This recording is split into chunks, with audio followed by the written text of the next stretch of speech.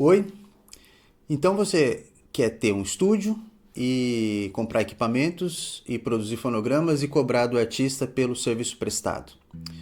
Eu queria te dizer que isso não vai ser mais possível durante um bom tempo, porque a quantidade de pessoas produzindo fonogramas, a quantidade de pessoas lançando fonogramas em plataformas digital tornou realmente o valor do fonograma algo irrisório dentro das plataformas digitais. O fonograma é algo que hoje em dia é dado praticamente de presente para a audiência, para que ela note você e queira interagir com você de outras formas, através de ir ao seu show, através da compra de produtos de merchandising, através de cursos, através de aulas. Existem uma infinidade de atividades econômicas ligadas à ideia de um artista que não estão mais realmente ligadas à venda do fonograma. Então, se você pretende abrir um estúdio para cobrar do artista que está começando, muito provavelmente você não vai conseguir tornar essa atividade economicamente viável. O que é economicamente viável? Você não vai conseguir viver dela. Você vai ter que fazer outros tipos de atividade que não sejam só a produção do fonograma. Mas por que a gente tem essa ideia de que produzir fonograma deveria ser algo economicamente viável? E por que o artista, ainda nos dias de hoje, deveria continuar gravando, se tanta gente grava e tão pouca gente ouve o que está sendo gravado?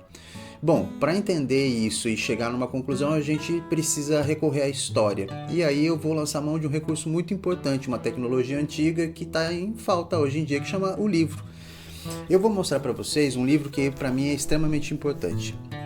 Esse livro é Do Vinil ao Download, do André Midani. Para quem não conhece, o André Midani foi uma das pessoas que ajudou a desenhar a indústria fonográfica brasileira, do zero praticamente, porque ele resolveu problemas que existiam na época e que criaram no imaginário coletivo a ideia do artista popstar, a ideia de que em volta de toda a indústria fonográfica existe muito dinheiro e glamour.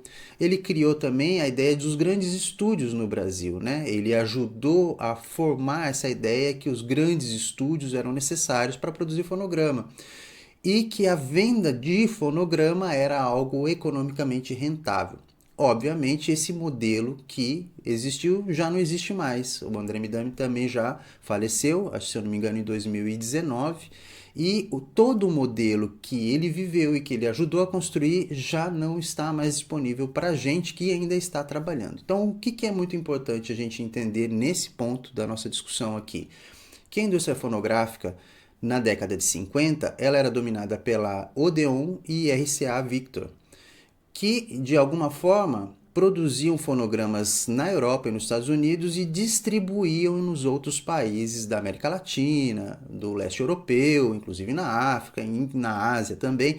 Ela distribuía esse material para um público que gostaria de ouvir isso em casa. Então imaginem só que a indústria fonográfica ela precisava vender algumas coisas, que era o dispositivo de reprodução, ou seja, o toca-discos.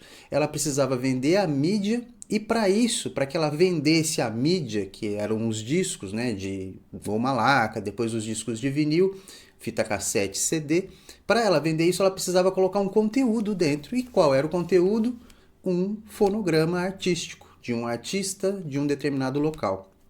Quando ela implementa esse modelo de venda de player, né, de toca-discos, de reprodutor, ela precisa também implementar o modelo de venda da mídia, né? Do produto que ia tocar esse som naquele reprodutor. Então não é uma coisa desconectada da outra. A indústria da venda do reprodutor fonográfico, ela estava completamente ligada com a indústria de produção do fonograma. E o artista, ele era um produto que, de certa forma, era aceito pela população jovem dessa época, da década de 50 e década de 60. Não é à toa que a gente teve um movimento da bitomania. O que é importante nesse livro? A gente entender que, em um determinado momento na década de 50, a indústria fonográfica brasileira não conseguia vender discos. Isso está relatado no próprio livro do André Midani. Ela não conseguia vender discos, ela estava à beira de fechar, porque o público jovem brasileiro não gostava das músicas dos outros países, não via muito interesse naquilo, mas começava a surgir na década de 60 um modelo de música que agradava ao jovem brasileiro, que era a bossa nova. Nesse momento entra o próprio André Midani. Como?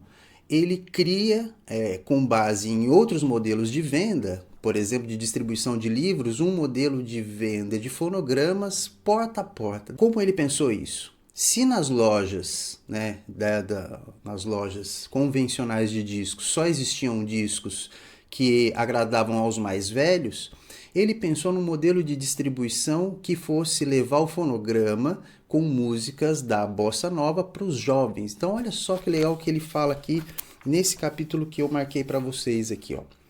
Fiz 2 propostas. Isso ele está falando que ele fez essas 2 propostas para o dono da Odeon. A primeira seria vender bossa nova na porta das escolas, dos colégios e das universidades. E a segunda, abrir uma empresa que venderia discos populares de porta em porta, ao estilo da Avon, né, que vende produtos cosméticos, com um repertório exclusivo que não era encontrado em lojas convencionais. Então, olha só que legal. O André Midani, para resolver um problema econômico, ele usou a ideia de processos de vendas de fonograma e de produtos locais, que era a bossa nova, que interessava muito à juventude daquela época, muito mais do que os artistas estrangeiros, e ele implementou um modelo de distribuição e venda de artistas locais e que foi sucesso. E que impulsionou a carreira dele depois como executivo de outras gravadoras, por exemplo, da Warner. O André Midani foi um dos responsáveis pelo rock nacional, né, pela criação do modelo econômico do rock nacional, e eu acho que isso é muito importante que seja dito, que por mais que a gente tenha artistas intelectualmente muito superiores aos artistas estrangeiros, né? Quando a gente fala de bossa nova, de tropicália, mesmo do rock nacional, isso era um negócio, e o negócio era vender fonograma e reprodutores. Quando, em algum momento ali na década de 70, a gente tem a entrada dos japoneses, os reprodutores, né, os toca-discos e os toca-fitas, eles acabam sendo segmentados e uma parte da indústria continua só produzindo fonograma. Mas nesse momento que a gente está falando aqui, era tudo uma coisa só: o toca-discos, o disco e a indústria de produção do fonograma. Com isso tudo, por que eu estou trazendo essa discussão? Esse modelo ficou no nosso imaginário, principalmente da minha geração, de que você iria ter um estúdio algum dia e os artistas pagariam pela produção do fonograma. Mas isso não é verdade, isso talvez nunca aconteceu. Isso é uma grande ilusão que só aconteceu de alguma maneira no mercado independente dos anos 80 para frente.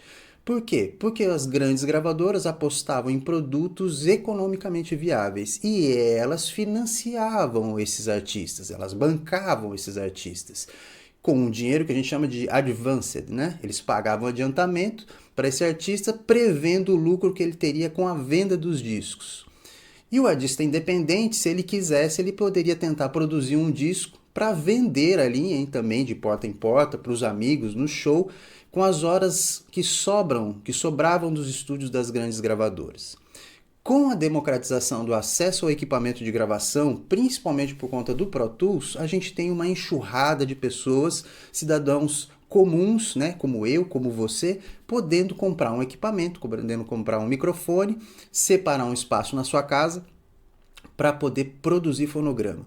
E aí que vem a grande confusão, porque a gente tem uma ilusão de que conhece o mercado fonográfico até você começar a ler as biografias das pessoas que protagonizaram a indústria fonográfica brasileira. Diante desse cenário, a gente tem a primeira grande desilusão. Eu posso construir um estúdio, eu posso comprar equipamentos vindo com dinheiro de outros lugares e nunca conseguir torná-lo viável economicamente, porque a venda de fonograma não é mais o fator principal da cadeia econômica fonográfica. Os fatores que movem a cadeia econômica fonográfica hoje em dia são diversos. Eles vão desde merchandising de produtos até cursos, né? O artista também dá curso de como tocar, de como cantar, e ele também tem toda uma questão de lifestyle, né? Que acaba patrocinando todo o funcionamento dessa cadeia econômica. Isso quando a gente fala do independente. Se a gente projetar isso para os grandes artistas, também só que numa escala muito maior. Você vai ver esses artistas realmente vendendo todas as outras coisas do entorno e não só o fonograma, não só o disco, até porque não existe mais disco, né? Não tem mais disco.